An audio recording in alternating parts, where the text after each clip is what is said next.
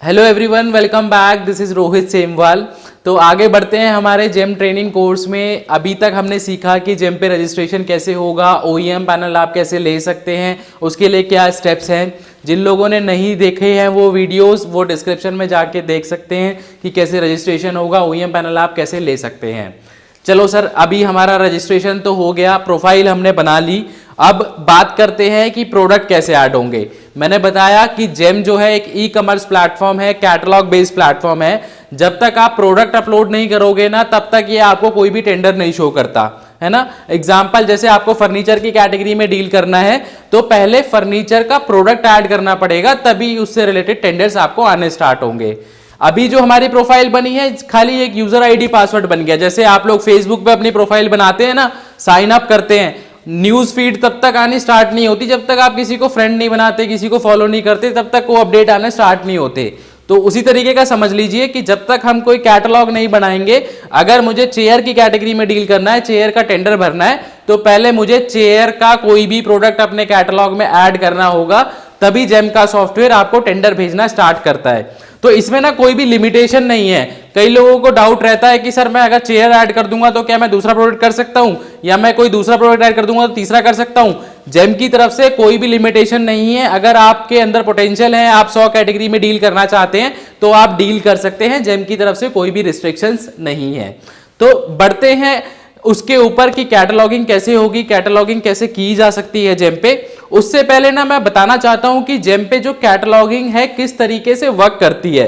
तो जेम ने क्या कर रखा है ना, जितने भी प्रोडक्ट्स हैं, जितनी भी कैटेगरीज हैं, उनको 4 क्वाड्रेंट में डिवाइड कर रखा है ना। 4 क्वाड्रेंट में डिवाइड कर रखा है, क्वाड्रेंट 1, क्वाड्रेंट 2, 3, 4। तो इसमें क्या कर रखा है जेम ने कि कैटलॉग बनाने के ना राइट्स डिसाइड कर रखे हैं कि कौन कैटलॉग बना सकता है। तो पहला आता है क्वाड्रेंट 1। तो क्वाड्रेंट 1 में ना कैटलॉग बनाने के जो राइट्स हैं वो खाली ओईएम के पास है। ओईएम ही खाली इस कैटेगरी में डील कर सकता है और ओईएम ही कैटलॉग बना सकता है।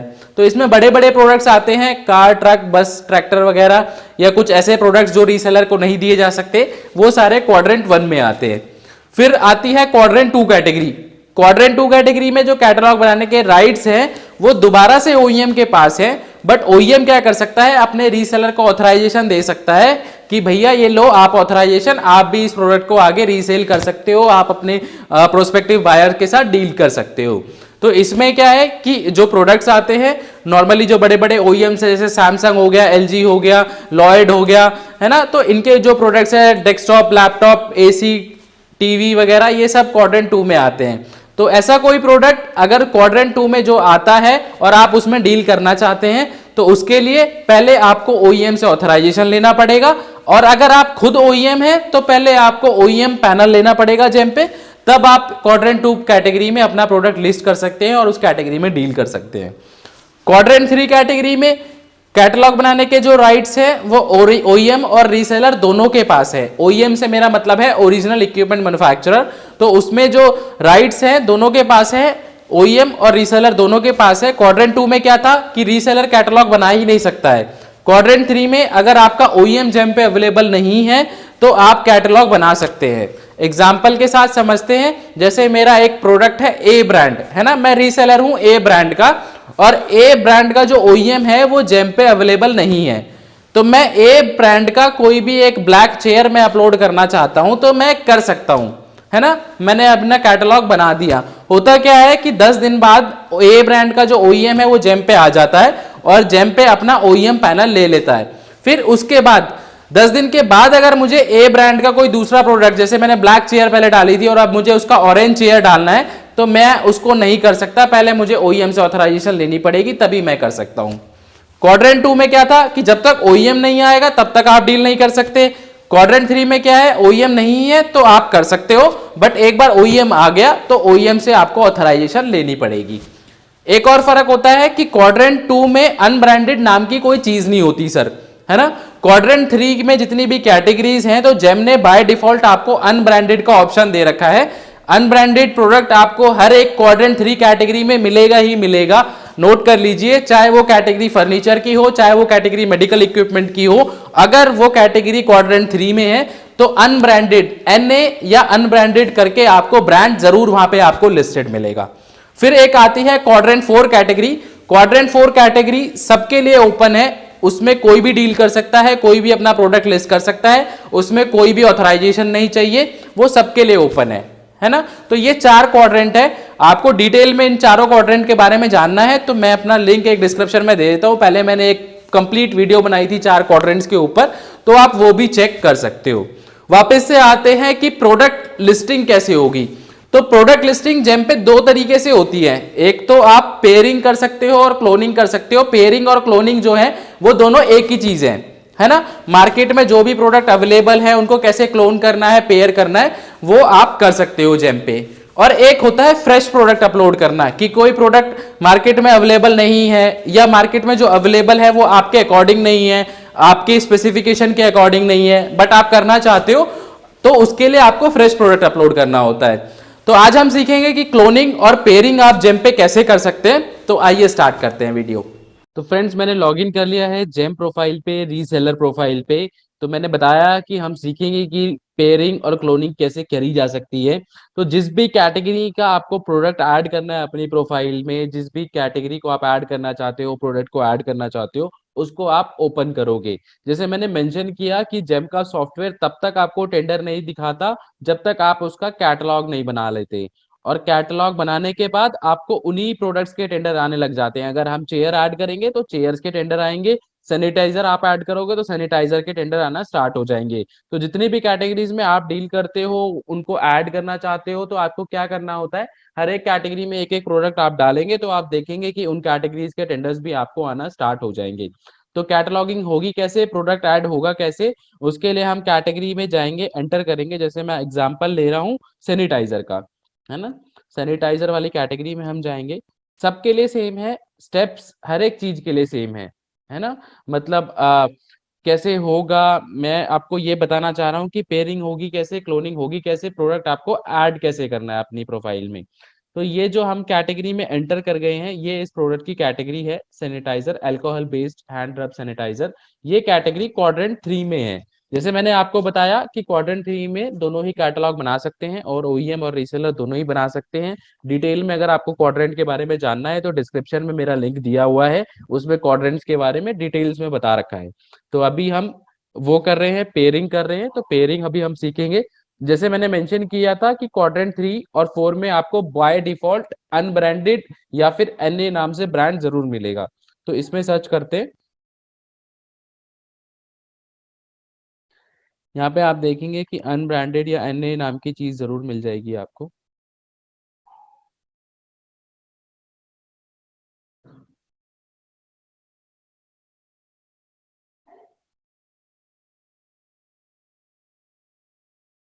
ये रहा, अनब्रांडेड में एनए में 23 प्रोडक्ट्स है अपलोडेड है।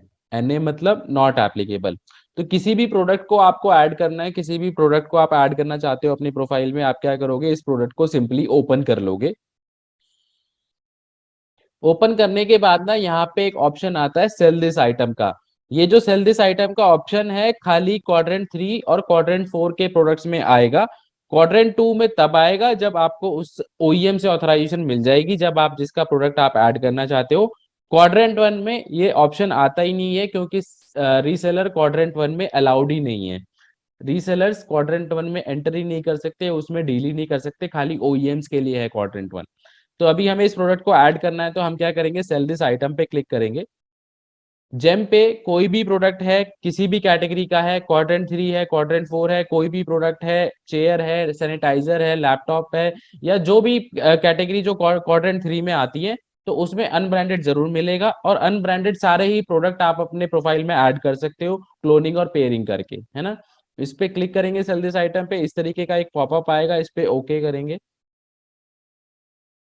ओके करने के बाद सॉफ्टवेयर क्या करता है कि जो स्पेसिफिकेशन इस प्रोडक्ट में डली हुई है, इसके स्पेसिफिकेशन आपके वाले कैटलॉग में ऐड कर देता है, कॉपी कर देता है। इसमें खाली आपको अपनी डिटेल्स देनी होती है, आपको प्रोवाइड कराना होता है कि आप किस लोकेशन के लिए करना चाहते हो, किस प्राइस में करना चाहते हो। ये जिसने कर रखा है वो किसी और सेलर ने कर रखा है, हम अपनी डिटेल यहाँ पे डालेंगे। फिर यहाँ पे पूछता है ऑथराइजेशन नंबर। आपके पास कोई ऑथराइजेशन नंबर है तो ठीक है, नहीं है तो आप यहाँ पे एन ए कर दो, या कुछ भी आप डिटेल्स डाल दो। ये प्रोडक्ट आपका पब्लिश हो जाता है, क्योंकि ये चीज मैंडेटरी है। यहाँ पे कोई भी इनपुट डालना मैंडेटरी है। देख रहे हैं आप, रेड साइन है, यहाँ पे स्टार मार्क बना हुआ है, मैंडेटरी का साइन बना हुआ है। तो जब तक आप यहाँ पे कोई इनपुट नहीं डालोगे तब तक ये आपको सॉफ्टवेयर प्रोसीड नहीं करने देगा। तो आपको क्या करना है, यहाँ पे एनए लिख सकते हो, अपनी कंपनी का डाल सकते हो, या कोई भी इनपुट आप यहाँ पे डाल सकते हो। कंट्री ऑफ ओरिजिन बताओगे कहाँ का है, कंट्री ऑफ ओरिजिन इंडिया का है तो इंडिया बताओगे, इंडिया से बाहर का है तो वो डालोगे। मैंने अभी के लिए इंडिया डाल रहा हूँ। इंडिया करने के बाद लोकल कंटेंट पूछता है कि आपके इसमें प्रोडक्ट में कितना लोकल कंटेंट है, डिक्लेयर करना चाहते हो आप तो यस करोगे, नो करना चाहते हो तो नो करोगे। मैंने यस कर दिया। ऑलरेडी किसी ने लोकल कंटेंट डिक्लेयर कर रखा है तो 100% यहाँ पे फ्रीज हो रखा है।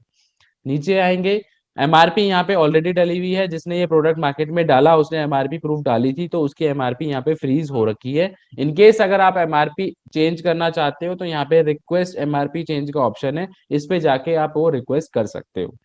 फिर यहाँ पे आपको अपना ऑफर प्राइस डालना होता है।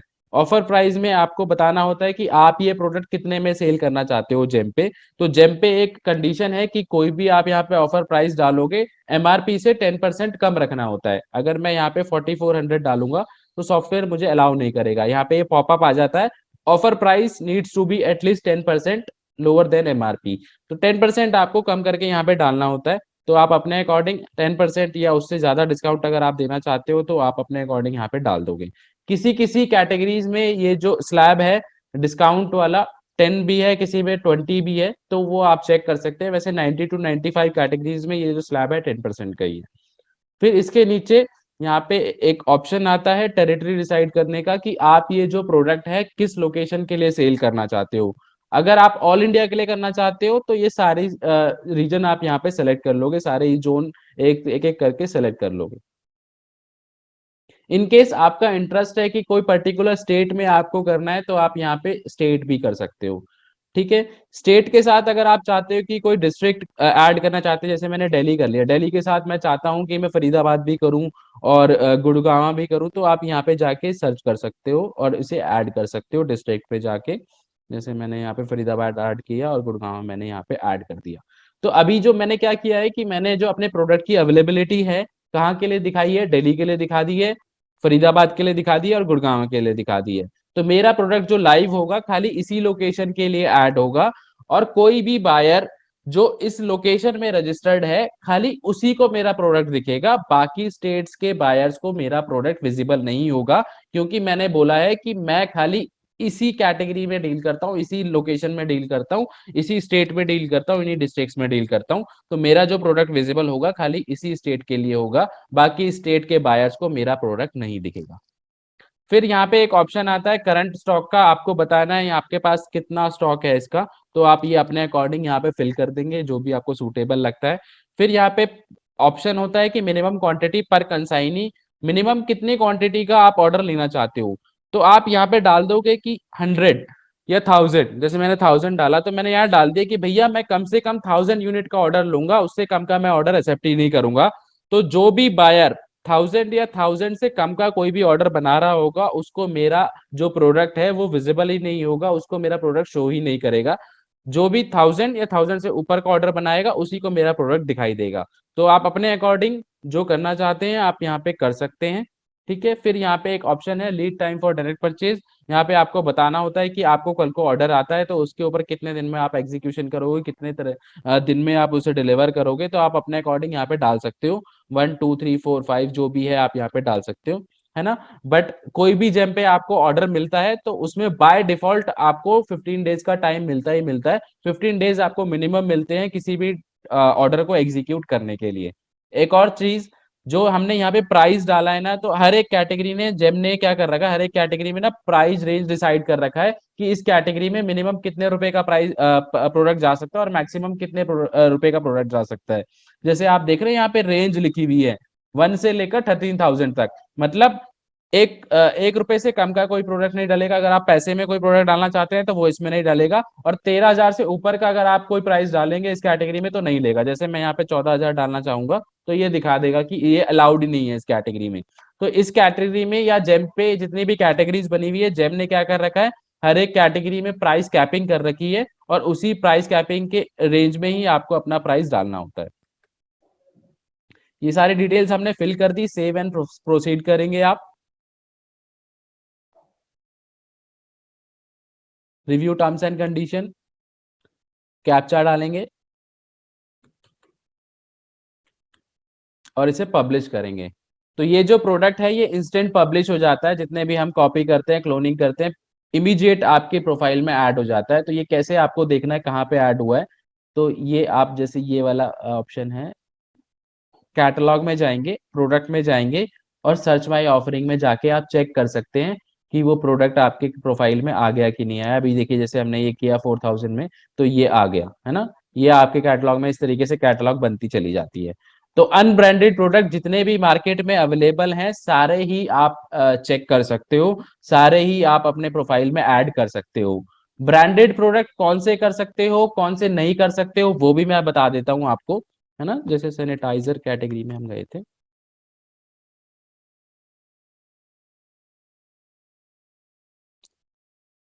ये वो प्रोडक्ट है जो अभी हमने अभी ऐड किया है, अनब्रांडेड प्रोडक्ट है ना। अब एक ये प्रोडक्ट खोल लेता हूँ।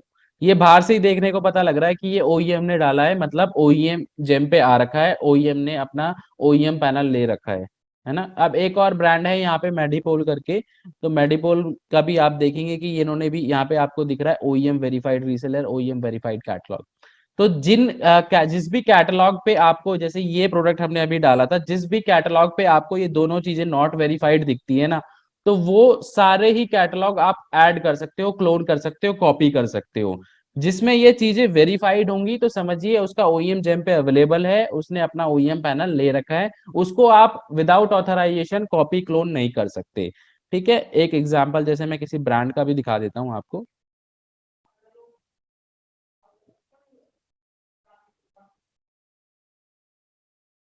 जैसे एक ये ब्रांड है 247।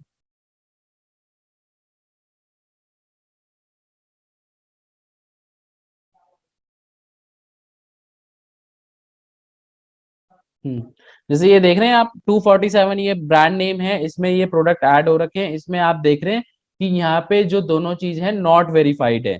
तो इसको अगर आप कॉपी करना चाहें, क्लोन करना चाहें तो कर सकते हैं, कोई भी रिस्ट्रिक्शन नहीं है। कोई भी प्रोडक्ट हो, सैनिटाइजर हो, चेयर हो, या क्वाड्रेंट 3 या क्वाड्रेंट 4 का कोई भी प्रोडक्ट है, वो अनब्रांडेड है या ब्रांडेड है, अगर ये दोनों चीज नॉट वेरीफाइड है तो उसे आप क्लोन और कॉपी इजीली कर सकते हैं, किसी भी ऑथराइजेशन की जरूरत नहीं है। जिसमें ये चीज वेरीफाइड होंगी तो समझिए ओईएम पैनल ले रखा है ओईएम ने जेम पे, और इस ऐसे प्रोडक्ट जब आप करते हैं तो वो एडमिन क्लियरेंस में जाते हैं, ओईएम क्लियरेंस में जाते हैं, तो विदाउट ऑथराइजेशन वो पेयर नहीं होंगे। तो इस तरीके से आप लोग भी पेयरिंग और क्लोनिंग जेम पे कर सकते हैं। अनब्रांडेड प्रोडक्ट्स जितने भी हैं, क्वाड्रेंट 3 के हैं, क्वाड्रेंट 4 के हैं, वो आप अपने कैटलॉग में ऐड कर सकते हैं। नेक्स्ट वीडियो में हम सीखेंगे कि आपको फ्रेश प्रोडक्ट कैसे अपलोड करना है ना। अभी तो हम क्लोनिंग पेयरिंग जो मार्केट में अवेलेबल है उनके कर सकते हैं, कल को आपको रियलाइज होता है कि मुझे अपना प्रोडक्ट डालना है, अपनी इमेजेस लगानी है, कुछ ऐसा नॉमेनक्लेचर डालना है जो वहां पे जेम पे नहीं है या स्पेसिफिकेशन वहां पे नहीं है, तो फ्रेश प्रोडक्ट कैसे अपलोड होगा जेम पे, वो हम नेक्स्ट वीडियो में सीखेंगे, है ना। तो धीरे धीरे हर एक टॉपिक पे हम लोग वीडियो कवर करेंगे, हर एक टॉपिक पे वीडियो लेके आएंगे, ताकि मैं आपको बता पाऊं कि जेम किस तरीके से वर्क करता है। तो इस तरीके की वीडियो आप लोगों तक पहुंचती रहे, चैनल को सब्सक्राइब करिए। Thank you so much.